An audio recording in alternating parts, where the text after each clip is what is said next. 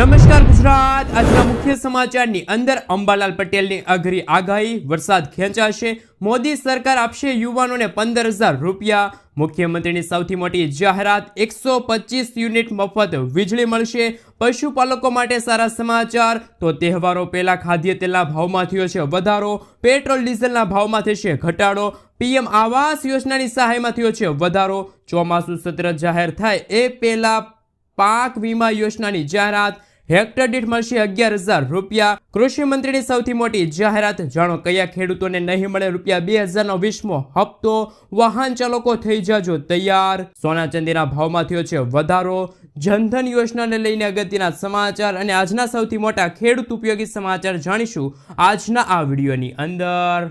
મિત્રો, દરેક સમાચાર, દરેક માહિતી જણાવીએ એ પહેલા ગુજરાતના જે પણ મિત્રો ચેનલ પર જો પહેલી વાર આવ્યા હોય તો મિત્રો ખાસ કરીને વિડીયોને એક લાઇક કરી ચેનલને સબસ્ક્રાઇબ કરવાનું ભૂલતા નહીં। સાથે આજનો આ વિડીયો છે જેને અંત સુધી જોતા રહેજો। મિત્રો, ત્યાં તાજા અને નવા હવામાન સમાચાર વિશે વાત કરીએ તો હાલ ભારે વરસાદની કોઈ આગાહી નથી। હવામાન નિષ્ણાંત એવા અંબાલાલ પટેલની આગાહી મુજબ વાવાઝોડાની હાલમાં કોઈ શક્યતા નથી। 23 જુલાઈ બાદ રાજ્યમાં ભારે વરસાદ પડી શકે છે।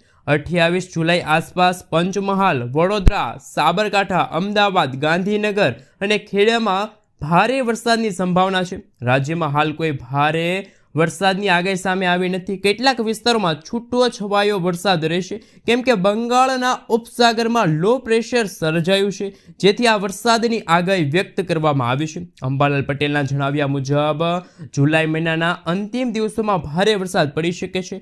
સૌરાષ્ટ્રમાં 30 અને 31 જુલાઈના રોજ મેઘરાજા મન મૂકીને વરસવાના છે। આ દરમિયાન ભારે વરસાદ જોવા મળશે। દક્ષિણ ગુજરાતમાં પણ ભારે વરસાદની શક્યતા રહેલી છે। કેટલાક ભાગોમાં 8 થી 10 ઇંચ સુધીનો વરસાદ જોવા મળશે। ઉપસાગરમાં વરસાદની સિસ્ટમ બનતા ભારે વરસાદ પડશે। બીજી તરફ મિત્રો, પરેશભાઈ ગોસ્વામીની આગાહી સામે આવી છે।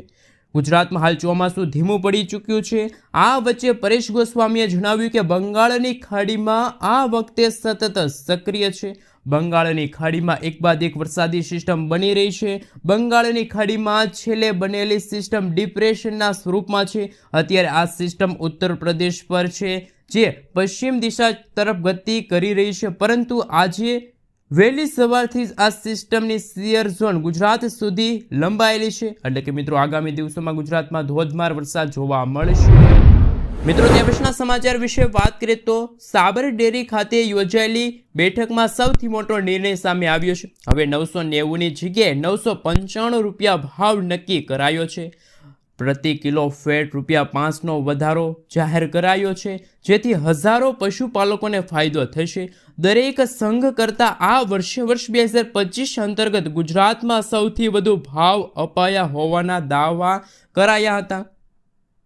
ગત વર્ષે મળેલા ભાવ વધારા કરતાં પણ વધુ ભાવ આ વર્ષે આપવામાં આવ્યા છે પશુપાલકોને।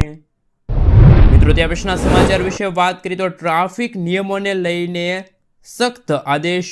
ગુજરાત હાઈકોર્ટે ટ્રાફિક નિયમોના કડક પાલન અંગે સૂચના આપી છે। હાઈકોર્ટની તાકીદને પગલે અમદાવાદ પોલીસે ટ્રાફિક નિયમોનું ઉલ્લંઘન કરનાર વાહન ચાલકો સામે કડક કાર્યવાહી શરૂ કરી દીધી છે। ટ્રાફિક નિયમોનું પાલન ન કરનાર વાહન ચાલકો સામે લાલ આંખ કરવા અને નિયમોનું ઉલ્લંઘન કરનાર વાહનો જપ્ત કરવા સુધીના પગલાં ભરવા હાઈકોર્ટે તાકીદ કરી છે। ઉપરાંત ટ્રાફિક પોલીસને કડક કામગીરી કરવા પણ નિર્દેશ આપ્યો છે। તો મિત્રો, ગુજરાતના વાહન ચાલકો થઈ જાજો તૈયાર, કારણ કે નવા નિયમો છે વાહન ચાલકો માટે બનાવવામાં આવી રહ્યા છે। મિત્રો, ત્યાં પછીના સમાચાર વિશે વાત કરીએ તો ગામડે રહેતા લોકો માટે આવી ગઈ છે ખુશખબર। પીએમ આવાસ યોજનાની સહાયમાં થયો છે વધારો। વડાપ્રધાન નરેન્દ્ર મોદી ગઈકાલે બિહારના મોતીહારીથી એક વિશેષ કાર્યક્રમ દરમિયાન પ્રધાનમંત્રી આવાસ યોજના એ પણ ગ્રામીણ હેઠળ 40,000થી વધુ લાભાર્થીઓના ખાતામાં સીધી રીતે ₹162 કરોડ ટ્રાન્સફર કરાયા છે। આ ઉપરાંત પીએમ મોદીએ 12,000 લાભાર્થીઓને મકાનની ચાવીઓ પણ સોંપી દીધી। પ્રધાનમંત્રી આવાસ યોજના ગ્રામીણ હેઠળ સરકાર તરફથી ઘર બાંધવા દરેક લાભાર્થીઓને 1,20,000 રૂપિયાથી લઈને 1,30,000 રૂપિયા સુધીની સહાય આપવામાં આવે છે। મિત્રો, ત્યાં પછીના સમાચાર વિશે વાત કરીએ તો ખેડૂતો માટે પાક સહાયની જાહેરાત। ગયા વર્ષે એટલે કે ઓક્ટોબર 2024માં થયેલા પાક નુકસાન માટે સરકારે રાહત પેકેજની જાહેરાત કરી છે. રાજ્યના છોટાઉદેપુર, જામનગર, ભાવનગર, સુરેન્દ્રનગર, આ સાથે અમરેલી અને રાજકોટ જિલ્લાના ખેડૂતોને આ સહાય આપવામાં આવશે. સરકારના નિયમો મુજબ જે ખેડૂતોને 33%થી પણ વધુ પાક નુકસાની થઈ છે તો જ ખેડૂતોને સહાય મળશે. આ સિવાય 2 હેક્ટરની મર્યાદામાં પ્રતિ હેક્ટર 11,000 રૂપિયાની સહાય ખેડૂતોને મળશે. ખેડૂતોએ આ પાક નુકસાનીનું વળતર લેવા માટે ઓનલાઈન અરજી કરવાની રહેશે અને સરકાર ખેડૂતોના બેંક એકાઉન્ટની અંદર સીધા પૈસા ટ્રાન્સફર કરશે. મિત્રો આગળના સમાચાર વિશે વાત કરીએ તો પેટ્રોલ ડીઝલના ભાવમાં થશે ઘટાડો. જ્યાં દર્શક મિત્રો, પેટ્રોલિયમ મંત્રી હરદીપસિંહ પુરીએ જણાવ્યું કે જો ક્રૂડ ઓઇલના ભાવ પ્રતિ બેરલ $65 પર સ્થિર રહેશે તો આગામી 2-3 મહિનામાં પેટ્રોલ ડીઝલના ભાવમાં ઘટાડો થઈ શકે છે. હાલમાં તેલ કંપનીઓ પેટ્રોલ પર $12થી 15 અને ડીઝલ પર $6 થી $12 પ્રતિ લીટર નફો કમાઈ રહી છે. જોકે ભૂ રાજકીય તણાવો જેવી અસ્થિર પરિસ્થિતિ ભાવ ઘટાડવામાં અવરોધરૂપ બની શકે છે. જો મિત્રો વિશ્વ યુદ્ધ જો રૂકી જાય, ઈરાન ઇઝરાયલનું જે યુદ્ધ છે એ ચાલુ છે એ જો બંધ થઈ જાય તો આવનારા 2 થી 3 મહિનામાં પેટ્રોલ ડીઝલના ભાવમાં છે એ ઘટાડો નોંધાઈ શકે છે. મિત્રો ત્યાં પછીના સમાચાર વિશે વાત કરીએ તો મોદી સરકાર આપશે યુવાનોને 15,000 રૂપિયા. બિહારમાં પીએમ મોદીએ સૌથી મોટી જાહેરાત કરી છે અને કહ્યું કે સરકાર યુવાનોને તેમની પહેલી ખાનગી નોકરી પર 2 હપ્તામાં 15,000 રૂપિયાની આર્થિક સહાય પૂરી પાડશે. આ ઉપરાંત નવી નોકરી આપતી કંપનીઓને દરેક નોકરીઓ માટે 3,000 રૂપિયા મળશે. અત્યાર સુધીમાં 1,07,000 કરોડ રૂપિયાની રોજગાર સાથે જોડાયેલ પ્રોત્સાહન યોજના છે કે જે આવનારો મહિનો એટલે કે ઓગસ્ટ મહિનાની 1લી તારીખથી 31 જુલાઈ 2027 સુધી ચાલુ રહેશે. જેમની કંપની ELIમાં નોંધાયેલ છે અને જે પહેલીવાર નોકરી શરૂ કરી રહી છે એને EPFOમાં નોંધાયેલ છે અને તે ખાસ કરી મિત્રો આ યોજનાનો લાભ છે લઈ શકે છે. મિત્રો ત્યાં પછીના સમાચાર વિશે વાત કરીએ તો ખાદ્ય તેલના ભાવમાં થયો છે ફરી એકવાર વધારો. હજુ તો તહેવારની શરૂઆત થઈ છે ત્યાં ભાવ વધારો થતાં ગૃહિણીઓનું બજેટ ખોરવાનું છે. મિત્રો તહેવારોની સિઝન શરૂ થવા જઈ રહી છે ત્યારે હવે દર વર્ષની જેમ તહેવારો પહેલાં ખાદ્ય તેલના ભાવમાં વધારો થઈ રહ્યો છે. ઉલ્લેખનીય છે કે એક માસમાં સિંગ તેલના ભાવમાં 70 રૂપિયાનો વધારો થયો છે. આ સિંગ તેલના ડબ્બાના ભાવ 2435થી લઈને 2485 રૂપિયા થયા છે, જ્યારે કપાસિયા તેલના ડબ્બામાં 110 રૂપિયાનો વધારો નોંધાણો છે. કપાસિયા તેલના ડબ્બો 2770થી લઈને 2320 રૂપિયા સુધી પહોંચી ચૂક્યો છે. મિત્રો આગળના સમાચાર વિશે વાત કરીએ તો બિહારમાં મળશે 125 યુનિટ મફત વીજળી. બિહારના મુખ્યમંત્રી નીતિશ કુમારે રાજ્યના તમામ ઘરેલું ગ્રાહકો માટે 125 યુનિટ સુધી મફત વીજળી આપવાની જાહેરાત કરી છે. આ લાભ 1 ઓગસ્ટ 2025થી મળશે, જેનાથી 1,67,00,000 પરિવારોને ફાયદો થશે. બિહારના મુખ્યમંત્રીએ જણાવ્યું કે આગામી 3 વર્ષમાં ઘરોની છત પર કે જાહેર સ્થળોએ સૌર ઉર્જાને સંયંત્ર લગાવીને લાભ અપાશે. કુટીર જ્યોતિ યોજના હેઠળ અત્યંત ગરીબ પરિવારો માટે સોલાર ઉર્જાનો સંપૂર્ણ ખર્ચ સરકાર ભોગવશે. જે રીતે મિત્રો બિહાર સરકારે સૌથી મોટી જાહેરાત કરી છે કે ગરીબ લોકોને 125 યુનિટ સુધી મફત વીજળી મળશે, તો શું મિત્રો ગુજરાતમાં પણ જે લોકો ગરીબ છે એમને પણ મિત્રો 125 યુનિટ સુધી મફત વીજળી મળવી જોઈએ કે ના મળવી જોઈએ? ખાસ નીચે કોમેન્ટ બોક્સમાં કોમેન્ટ કરીને જરૂરથી જણાવી આપજો. મિત્રો આગળના સમાચાર વિશે વાત કરીએ તો કે ડિજિટલ ક્રોપને લઈને અગત્યના સમાચાર. એગ્રીસ્ટેક યોજના અંતર્ગત વર્ષ 2025-26માં ખરીફ સિઝનથી ડિજિટલ ક્રોપ સર્વેની કામગીરી હાથ ધરવામાં આવી છે.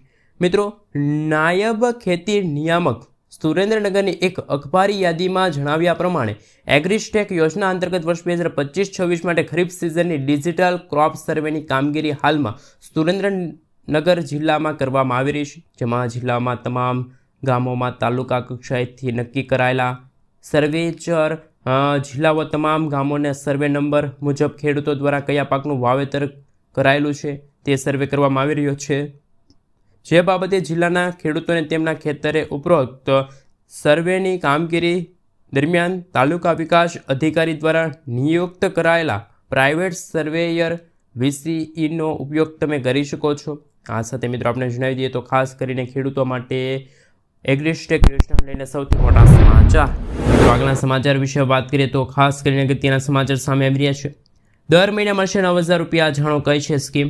Post office monthly income scheme એક સરકારી ગેરંટીવાળી બચત યોજના છે, જેમાં ખાસ કરીને મિત્રો આપવામાં આવેલી રકમ દર 4 મહિનાના વ્યાજ સ્વરૂપે નક્કી કરવામાં આવે છે. Post office monthly income scheme યોજનામાં 7.4% વાર્ષિક વ્યાજ મળે છે, જે દર મહિને વિભાજિત થાય છે અને તમારા ખાતામાં જમા થાય છે. જો તમે 15 લાખ રૂપિયા જમા કરો છો તો તમને દર મહિને 9,250 રૂપિયા આવક મળશે. તો મિત્રો ખાસ કરીને જે પોસ્ટ ઓફિસની જે સ્કીમ છે અંતર્ગત સૌથી મોટા અને અગત્યના સમાચાર સામે આવી રહ્યા છે. મિત્રો આગળના સમાચાર વિશે વાત કરીએ તો ખૂબ જ અગત્યના સમાચાર.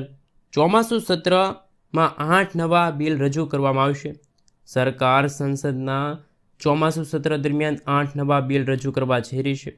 આમાં રાષ્ટ્રીય રમતગમત શાસન બિલ છે, રાષ્ટ્રીય ડોપિંગ વિરોધ સુધારા બિલ છે, ખાણ ખનીજ સુધારા બિલ છે, ભૂ હેરિટેજ સ્ટાઇલ્સ અને ખાસ મિત્રો ભૂ વિહાર સંરક્ષણ અને જાળવણી બિલ, IIM સુધારા બિલ છે, મણિપુર GST સુધારા બિલ છે, કરવેરા સુધારવા બિલ અને જન વિશ્વાસ સુધારા બિલનો સમાવેશ થયો છે.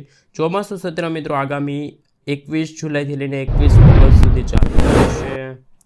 મિત્રો આગળના સમાચાર વિશે વાત કરીએ તો ખૂબ જ અગત્યના સમાચાર સામે આવી રહ્યા છે. જાણો કયા ખેડૂતોને 2,000 રૂપિયાનો વીમો હપ્તો નહીં મળે.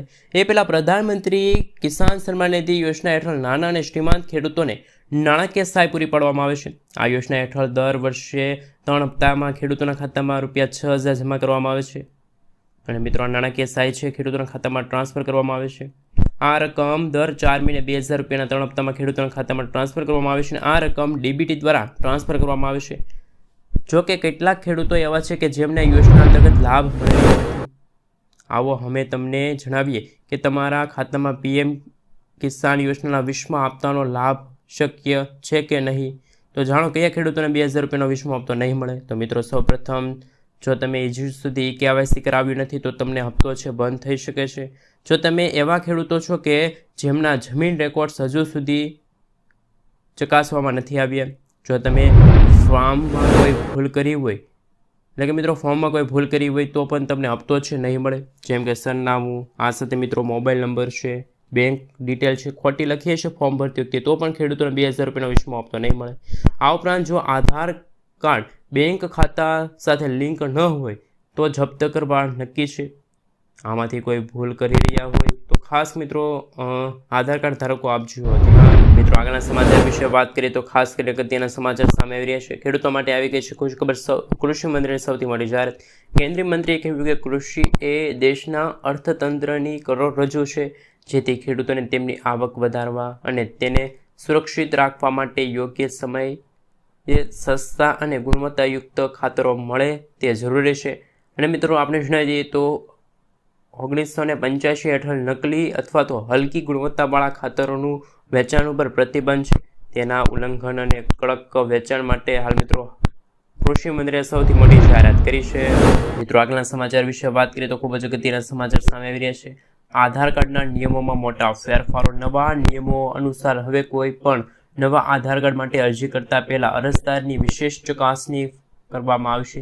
ખાસ મિત્રો UID એ સ્પષ્ટ છે કે દરેક નવા આધાર નોંધણી પહેલાં તે સુનિશ્ચિત કરવામાં આવશે કે ખાસ મિત્રો સંબંધિત વ્યક્તિના નામ કોઈ ફેરફાર અથવા તો આધાર નંબર નથી. જો કોઈ વ્યક્તિ પાસે પહેલેથી જ આધાર કાર્ડ છે તો મિત્રો નવા આધાર કાર્ડ માટે ખાસ મિત્રો ખૂબ જ અગત્યના સમાચાર. તો તેની બાયોમેટ્રિક્સ અને અગત્ય વિગતોનો ઉપયોગ કરીને ઓળખની પુષ્ટિ કરવામાં આવે અને આ પગલું લેવા માટે જેથી કરીને ખેડૂતો માટે કોઈ પણ વ્યક્તિ એક કરતાં વધારે આધાર કાર્ડ આપી શકશે નહીં. અગાઉ આ સેવા ઘણી અત્યારે ઉપયોગી બની છે, જ્યારે એક જ દિવસ વ્યક્તિ એક કરતાં પણ વધારે દિવસ છે એ મિત્રો હાલ પ્રસાર કરી રહ્યા છે. મિત્રો ત્યાર પછીના સમાચાર વિશે વાત કરીએ તો ગણેશ ઉત્સવ પોલીસ જાહેર કર્યા નવા નિયમો. આગામી 27 ઓગસ્ટથી શરૂ થનારા મિત્રો આપણે જણાવી દઈએ તો ગણેશ ઉત્સવ છે, દસ્તાવેજો છે મિત્રો ખાસ મિત્રો નિયમોમાં ફેરફાર થયા છે. જેમાં 4 દિવસ વિસ્તારોમાં ડીજે વગાડવામાં આવશે અને પ્રતિબંધ મૂકવામાં આવશે. માટીની મૂર્તિ 5 ફૂટ અને ખાસ કરીને મિત્રો જો વાત કરીએ તો કે દિલ્હી એનસીઆરમાં 9 ફૂટ ઊંચાઈ સુધી છે એ મિત્રો ખાસી મૂર્તિ હોવી જોઈએ. આ સાથે પીઓપીની મૂર્તિની ઊંચાઈ 5 ફૂટથી ઓછી હોવી જોઈએ. કૃત્રિમ તળાવમાં મૂર્તિ વિસર્જન કરવાની પ્રક્રિયા રહેશે. નદી આ સાથે મિત્રો આપણે જણાવીએ તો તળાવમાં ડિપ્રેશન પણ પ્રતિબંધ મૂકવામાં આવે છે. તમામ ગણેશ ઉત્સવ દ્વારા પણ વિશ્વમાં દર્શાવવામાં આવી રહ્યા છે.